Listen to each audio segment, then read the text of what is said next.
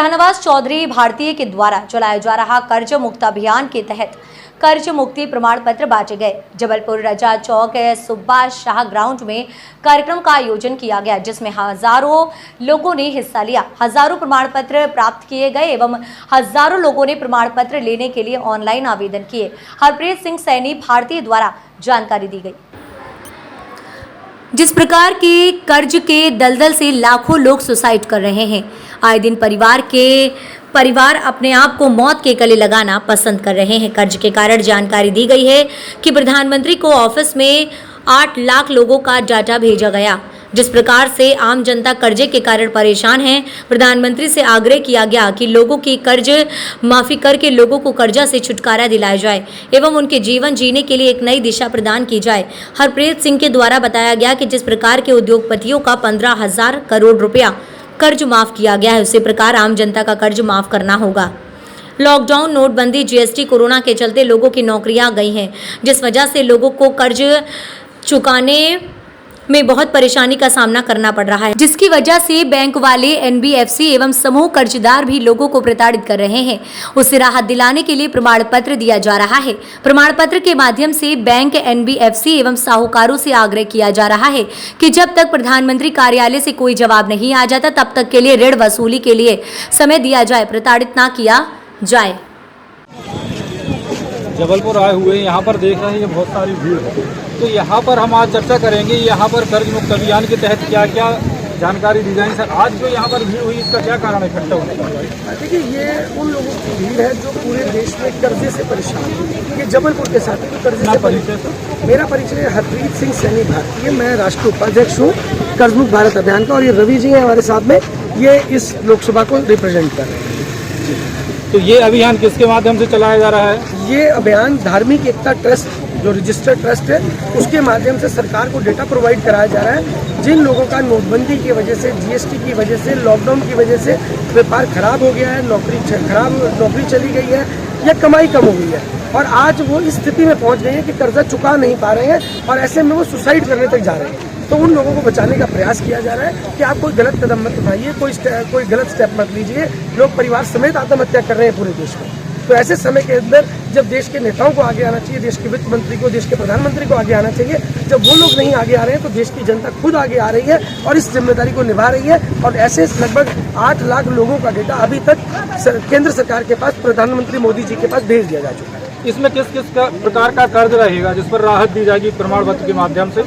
देखिए, मैं आपको बता देता हूँ कि किस प्रकार के कर्जे को राहत की जाएगी या किन किन कर्जों को हम सम्मिलित कर रहे हैं। कर्जा चाहे किसी भी प्रकार का हो, आपका बैंक का कर्जा है, एनबीएफसी का कर्जा है, साहूकार का कर्जा है, किसी भी तरीके का अगर आपने कर्जा लिया है और आज आप कर्जे की दलदल में, यानी कि कर्जा भरने के लिए आपको कर्जा लेना पड़ रहा है, कर्जा भरने के लिए आपको घर का सामान बेचना पड़ रहा है, कर्जा भरने के लिए आपको घर के गहने बेचने पड़ रहे हैं, आपको घर बेचना पड़ रहा है, तो इसे कहा जाता है कर्जे की दलदल।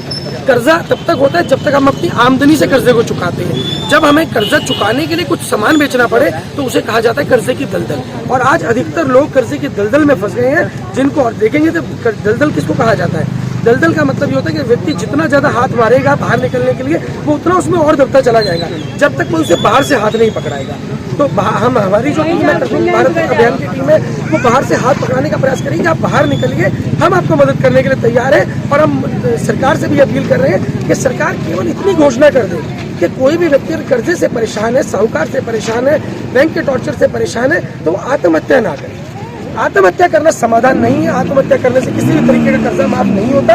हम लड़ेंगे, और जैसे बड़े बड़े उद्योगपतियों का 15 लाख करोड़ का कर्जा माफ हुआ, हमारा भी कर्जा सरकार को माफ करना पड़ेगा। मतलब आम जनता के लिए आप और शहनवाज चौधरी और ये सारी टीम उसके लिए संघर्ष कर रही है। अभी तक भारत सरकार, प्रधानमंत्री मोदी और अन्य सरकार जो भी आई उद्योगपतियों का कर्जा माफ करती आई है, तो आपका और इस अभियान के तहत आप अपनी तरफ से प्रस्ताव शहनवाज चौधरी की तरफ से रख रहे हैं कि आम लोगों का भी कर्जा माफ होना चाहिए, उसके बारे में क्या कहें? देखिए, एक्चुअल में जरूरत किसको है?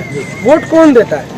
वोट बड़े बड़े उद्योगपति 100 वोट से सरकार नहीं बनती, सरकार बनती है इन सबकी वोट से। और आज जो ये मूल समस्या बन गई है, मूल समस्या इस हद तक हो गई कि लोग अपने बच्चों तक को जहर देने को तैयार हो गए। बच्चे मतलब आप सोचिए कि बच्चों को जिगर का टुकड़ा कहा जाता है, कोई अपने बच्चे को कैसे जहर दे सकता है? बेंगलोर की घटना, एक व्यक्ति ने, इंजीनियर था वो, लॉकडाउन में उसकी नौकरी चली गई, 3 साल की बच्ची को झील में डुबोकर इसलिए मार दिया क्योंकि बच्ची खाना मांग रही थी। तो जब ऐसी स्थिति हो जाएगी तो ऐसी स्थिति के अंदर लोगों के पास सुसाइड के अलावा क्या विकल्प बच रहा है? जब हमारे नेताओं को आगे आना चाहिए, हमारे MP, MLA, मंत्रियों को आगे आना चाहिए। अगर वो लोग आगे नहीं आएंगे तो यकीनन देश की जनता को ही आगे आना पड़ेगा और कोई रास्ता नहीं है हमारे पास। बहुत बहुत धन्यवाद। देखा जैसे कि आज बताया गया है कि आम जनता इतनी परेशान, जिस पर सरकार किसी भी प्रकार का एक्शन लेने के लिए तैयार नहीं है। लोग सुसाइड करने के लिए तैयार नहीं, लेकिन सरकार फिर भी अपनी आंखें बंद करके अभी तक सोई हुई, किसी प्रकार की जागृति नहीं रही। आए दिन देखे जाते हैं कि लोग आत्महत्या करने के लिए तत्परता से अपने बच्चों से, पूरे परिवार से सुसाइड करने के लिए तैयार हैं। Thank you. टीम दबंगंडिया दिए जा रहे हैं, आपको क्या परेशानी है? अपना परिचय दीजिए, कितना कर्जा है आपका यहाँ पर बताएं। करीबन 12 लाख मेरा खर्चा अपना है। नाम बताएं। टीकाराम विश्वकर्मा, जबलपुर बाबा बर्फानी नगर से। आप किस प्रकार से परेशान हैं? तो क्या है, कमाने वाला मैं अकेला हूँ और अभी लॉकडाउन और नोटबंदी उसके कारण मैं थोड़ा सा कर्जे के कारण परेशान हो गया। क्या कमाने के जरिए मैं अकेला हूँ और किस्त है, अभी क्या इनकम बंद हो गई थी लॉकडाउन में, कोरोना में, ये सब काम नहीं कर पाया, उसके कारण मैं बहुत परेशान हूँ। अभी आप क्या काम करते हैं? अभी सर मजदूरी का काम करता हूँ, बस ऑटो चलाता हूँ। मजदूरी का काम करते हैं। आपने जो लोन लिया था किस पर्पज से लिया था?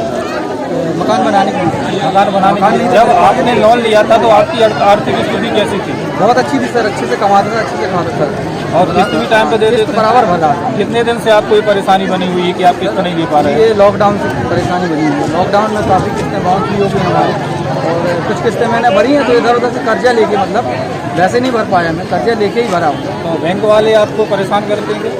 जी सर, तो तारीख आती है, फ़ोन करते हैं, भाई किस्त भरो, किस्त नहीं भरोगे तो फिर दिक्कत हो जाएगी आपको, फिर कर्जा लेके इधर उधर से भरना पड़ता है।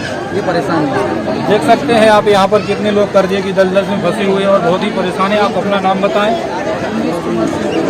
कहाँ से हैं आप, आपका कितना कर्जा है? अच्छा, होम लोन का है। तो आप अभी किस्त चुका पा रहे हैं कि नहीं?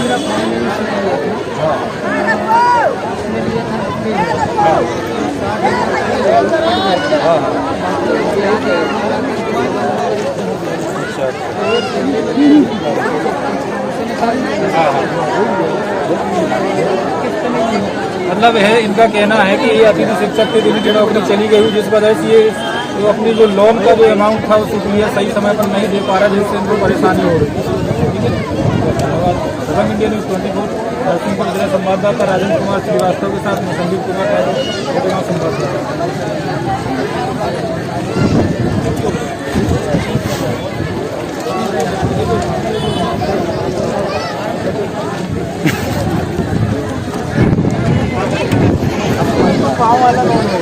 हाँ, ये कम हुआ है।